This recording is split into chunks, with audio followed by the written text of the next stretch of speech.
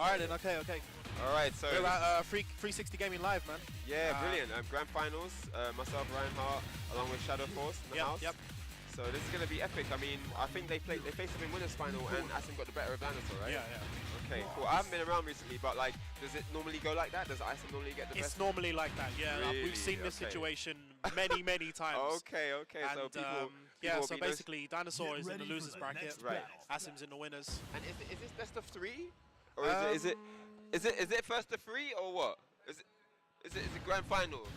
First to first to 2. Okay. First to 2. Best of 3. So yeah, as Shadow Force said, Dino in the losers. He's gonna need to win 2 sets to take this. Oh no, counter hit there, isn't it? Yeah, I know. He had a nice big combo there. It might just be like them finals nerves. Yeah, definitely. I agree with that. Oh, that's naughty, bro. I know. Straight into low. That took a chunk as well. Okay, nice whiff punish there from Dinosaur. Got his Lars at the wall now. And Dinosaur's best known for like taking his time and waiting the game out, looking for opportunities. I definitely agree with that. He's really good. Asim just likes to get stuck in. Like if he's given a chance to start fighting, then he'll start doing it. Yeah. He'll stay on you. Like. He'll stay on you. He's not coming away from you at all. Because right now, like that seems to be like one of the things that Asim seems to excel so well against Dinosaur, because he's given so many chances to just come in and hit some buttons just to get a bit of a feeling. Because Dinosaur will wait for a certain opportunity, he won't like go in, so you'll have a lot of time to take the game to Dinosaur. Yeah, take it to him first of all. Yeah. One thing I noticed, Eddie, using Eddie, as Eddie is the kind of character where you can't actually go in when you want. You have to wait for certain things, and I think that because Asim's the kind of player that likes to go in, Eddie is the perfect combination for him, because just Eddie as equal kind of stops the person coming at you, and then you can still go in when you want. Yeah, you kind of like stay at Eddie's pace, like more or less all the time. And it can be a bit jarring for some players who like to get involved as well. I agree with that, totally. But Lars, though, just like a typical cookie cutter, strong character. Just all round, he kind of fits with everybody. Definitely. Does good damage on his own and as a Dinosaur. Yeah, perfect character for this game. Dinosaur's not looking that healthy at the moment. Man. Not really. No. Oh, wow. I don't know. It looks like he's finding it difficult to get a handle on Asim. Yeah. Like, how do I approach this guy? You know, what kind of strategy do I take to this opponent? He's got a nice combo and he's dropping it. I think it might just still be them jitters. It might just still be there. Asim, he's still going to get tag out. Couple down forwards there. Lars is enraged.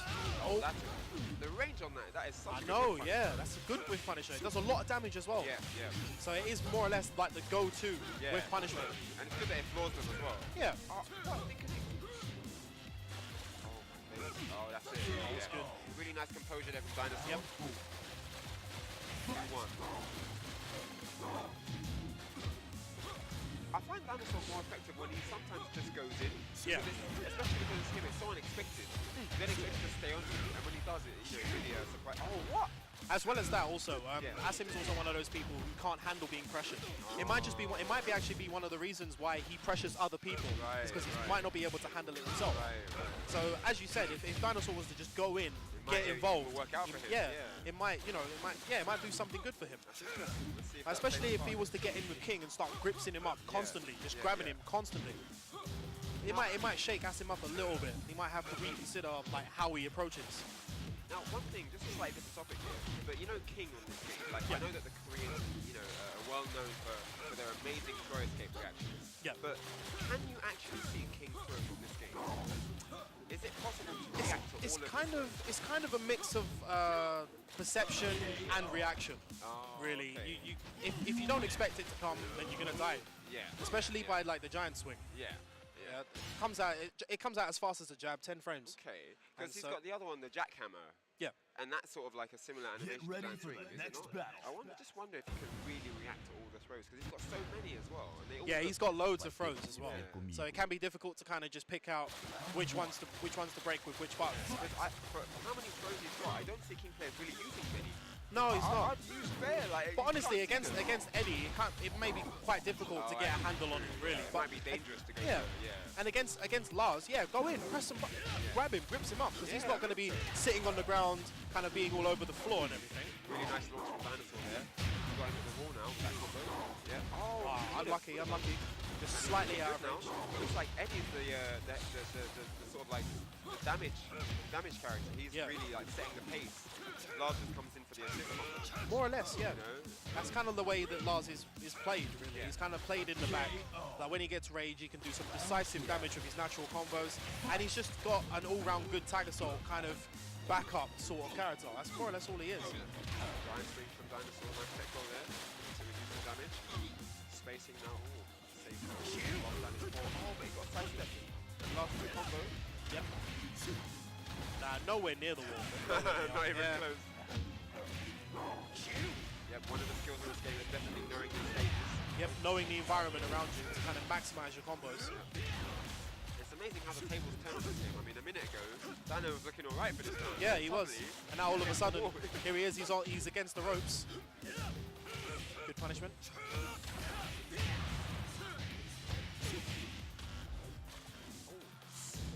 If that connected, I fear that Brian might have died. Oh, yeah, I think that would have taken it. Yeah. Alright, so 1-1 here. Now, if Asim wins this, that's it. That's it, done. Wow, okay. That's the end of it. So Dinosaur needs to get involved very quickly. That's the sort of mix-up that Dinosaur suffers from each and every time. Yeah, yeah. It's just those sit-down mix-ups. They kill everybody. Oh, wow. Ready, bro. Ready. What? Another combo drop. Oh, nice first hit from Dino. Oh, scouting. The throw, is that going to be it? That looks like it's going to be the end. Oh my, that is really, really unfortunate. And that's a tournament point for Asim now. We've seen this situation many times. And I'm hoping Dinosaur has got some kind of quick tactic ready. I don't want it to end soon. I mean, come on, folks. We want to see some more matches. I know, we want to see some more games. We want to see at least another set, man. Can Dinosaur reset the bracket? Needs this round. Oh, throw from Atty. It's become it's very difficult to break grabs in general on this game because the amount of time you've got to escape them has been reduced from Tekken 6 to Tag 2. Oh, like, that looks like it's going to be the end. That's dead. All over 2-0. That's the finish. Asim, very clinical finish there. That was very convincing. Wow, okay. So we have our champion. Thanks for watching, guys. Well, we wasn't here for very long, but yeah, your tournament winner is Asim. Like you, like that's anything. Did he win the last one as well? I believe he did. Yeah, I believe he does. He has a habit of winning tournaments. I'm quite proud to say that I'm one of the people that's actually managed to beat him at a 360 gaming tournament. Oh, really? One of the grand finals was me and Asim, and it wasn't easy. It was first to 5. I think this is the only 360 gaming where the grand finals was first to 5, and I was winning 4-1. Yeah. Convincing win, 4-1. You know when I start getting into my stride, all the sweet bangs connect, you know, that kind of kazoo that I play. And it was Tekken 6, isn't it? And he came back 4-4, 4-2, 4-3, 4, and man brought it back to 4-4. Yeah, and you're sitting there thinking, wait a minute, and I'm like, what's going on? I should have won already. What's going on? Yeah, I know. And I clutched it. It was 2-2 last round, no life, and I clutched it and won. It was a really good tournament. But yeah, no, you know, he just, I mean, win or lose, he's such a consistent player. Yeah. If he doesn't win, he'll be in the grand final. You know what I mean? Like, he's either in the grand finals or like just somewhere up high. Yeah, because we didn't always have Asim, did we? It was always me, Starscream, yourself, Dinosaur, you know, the usual suspects, you know? Yeah. And then Asim turned up. And he rocked the scene. Yeah. Yeah, he just appears out of nowhere and starts blowing everybody up. That's always an impressive thing. You can just go to a new turf and just claim it. Yeah, just claim it. Yeah, this is my house. But you ain't buying sweets from there. That's my penny sweet shop, bro. I know. So, no. But that's that. Good juice to him, man.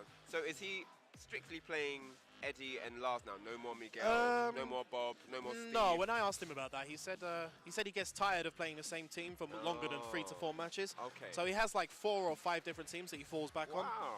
Yeah, so he's even got backup. Oh, yeah, he's got a couple of backup teams. He's got a Marduk Armor King, Lars Miguel, Jack Bob. Basically, all the characters all their powerful characters as well. Yeah, of course. Yeah. So he has his set teams. He never mixes, like, never have like Lars with Bob, for example. No. He always has like a set few teams to play with, and depending on how he feels, he might pick Jack Bob one day, Lars Miguel another day, like Eddie Lars another day. Yeah. So. I find the game so rich. I mean, it's just got so much in it now. There's a lot involved. They've really made sure that people would be satisfied with the content, because you could never sort of like know everything. There's always a new thing. Yeah, there's always something new that you can pick up. Yeah, like I do like that. I do appreciate that about the game. I've noticed people not really using the default bound that everyone has. You know, the 1, 2, and tag. I think. 3 buttons together. That oh, right, yeah. People are not really. I think that's really good for certain situations. It is pretty good because it's got like quite a lot of range. Yeah, and it actually just opens up combo opportunities. Yeah, there. like certain situations where your bound move might not reach, for example, your regular bound move. You know, that is like a fallback. You know. Yeah. And it's strange. I never see anyone use it. Like, no yeah, it one does uses reach pretty far. Yeah, it's true. It's true. It's and one of the new features, isn't it? But yeah, it is one of the people new are not used to features. it. Yeah, you know. it's an automatic tag assault as well. There's no Yeah. way to really control it between bound and tag assault. It's an automatic tag assault. Mm. The one bad thing about using that as a tag assault though is that the next button that connects puts the partner into rage immediately. So right. whenever you do a tag assault, it puts their partner in rage Straight away. and the character that's being hit stops losing red bar. Yeah, that's right. Yeah. It's all coming Just as a back. combo extension. Those are all the things that are not beneficial to you by doing it. That might be like Maybe that might be Yeah. a reason why. Yeah. Okay. Interesting. Yeah. Interesting. Oh, shame. I think it should have been at least first to 3. Because I think, you know, in a game like this, especially if you're coming from losers, the momentum is, I mean, you know, on all fighting games today, the momentum is such a big deal. Yeah. And I think going into it, you know, now that we've seen the match, we can tell straight away that Asim was on it. Like, he was there. He knew, I'm going to make this quick. You know, I'm going to make this as fast as I can. I'm just going to kill the guy and know? walk away. And I think if it was first to 3, maybe Dino could have adapted a bit more or Yeah. changed a couple of things. That seems to be the thing that I found with Dinosaur. Is like when he's playing long sets, it's like he's getting smashed up first few rounds. Yeah. Then when he starts sitting down, getting comfortable, that's when he starts slowly bringing it back. Yeah. It could be like 3-2, 3-2, then 3-1. Yeah. Then maybe eventually it might just turn into 3-0. Yeah. Like he's good at the long sets, but like the quick ones, he doesn't really get very comfortable with that. Yeah. I mean, he played really well against me. I lost to Dinosaur in winners bracket. And I was winning. I won the first game really comfortable. I think it was 3-0 or something. And the second game, I was winning 2-0. So I just had to win one more round, and he clawed it all the way back from there. Yeah. You know, and that's just a good example of what you just said, really. Yeah. So, yeah, no. Just gets comfortable. When he gets comfortable, that is the time to, like, he's going to come in and start killing. Yeah. It's like, keep him out of his comfort zone, which is what Asim seems to be Yeah, very, he's very really good at doing. Yeah. Keep I him out of noticed his that. comfort zone, stay on him, and you stand a better chance of winning. Yeah. It's the same. It's the same with both of these guys actually. Like if they were to just both rinse each other out with buttons, then silly things are going to happen, and the other one's going to punish it. Yeah. Or the other one will punish it. Just see how well they deal with it, being pressured. That seems to be like that's what Starscream told me once. Once upon a time, if you don't know how to play someone, ambush them. Yeah. Just hit them with hundreds and hundreds of buttons. Just keep smashing them with it. See how they how they react. See how they behave. And based on that, you're able to formulate a plan. Which is like. That's a really, really good strategy. Yeah. Which is what I feel Asim did to Dinosaur like the first couple of times around when they played each other, and he's generated a good strategy to play against Dinosaur each and every time. Yeah. And he just comes out on top. I mean, I take what I said about throws back because actually at the end there, we saw a throw attempt actually get him killed. He got crouched, Lars with the launch tag, and I just remembered the damage on this game is brutal. It's serious. It's brutal. You can have a good 75%, and if they get that good launch and tag in that rage character, and then I mean, it's you're bad done. news. It's bad news. And there's tactics now where you won't even get to tag out because you'll even the you know when you I forgot what it's called again. Tag crash. Tag crash. That's it. Yeah. Even with the tag crash, it's not guaranteed. They can still keep your partner in. Yeah. They can get a low on them on their way out, or they can get something on them so that they can't tag out and hit that person going. So there's so many ways to kind of skank them with the damage you can dish out. So yeah, no, it's I guess throwing is a big deal. It is a big deal because it's very difficult to break them as well. It's difficult to break them, but the punish can be severe. Yeah. If they do a move that juggles like hop kick, or if they duck it, or if they sidestep it, or whatever, or beat you to the punch by doing a move first. So yeah, I guess it is kind of risky. But those are the sort of factors that you have to just take into account and just go with anyway. Yeah, definitely. Yeah, otherwise you're not really going to get anywhere. Yeah. You have to take the risks. There's the risk reward. That's true. I guess you can't actually be safe all the time. No, of course not. There's a value in taking risks on this, especially on Tekken. It's kind of like with the tag crash actually. They make it safer. It's not perfect. Yeah. It's not a perfect entry. Yeah. You jump in linear, and you can be sidestepped round, and you can be killed. You can get hit in the back. There's options to get hit. Yeah. You can there's plenty of options to get hit, and But there are loads of tactics as well. But at the same time, it is still strong enough that it's semi-reliable. You know, it's a good option. Yeah, it's a good option to have. Yeah. Especially if they're rushing you down. Yeah. I noticed in Korea sometimes they don't even bother with that. They'll take the mix-up. They'll eat it. They'll be on the floor and they'll get up and block the low, or you know, they'll take that risk just for that option of being able to tag out, because I guess in some cases they feel that tagging out and eating a combo is not worth. It's almost like they'd rather sacrifice the round and have a proper chance of winning than trying to fight with scraps of energy. You know? Yeah. I agree with that. I've seen it when people tag out, the new character comes in, gets launched, and ends up with the same health that the one who tagged out had. So it was almost. And you're just back to square one.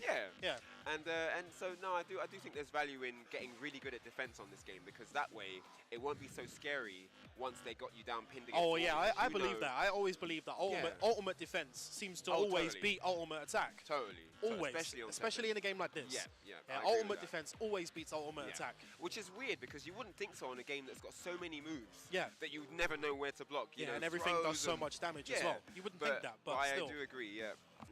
When you see players who really know how to move, they know where to step, where to block.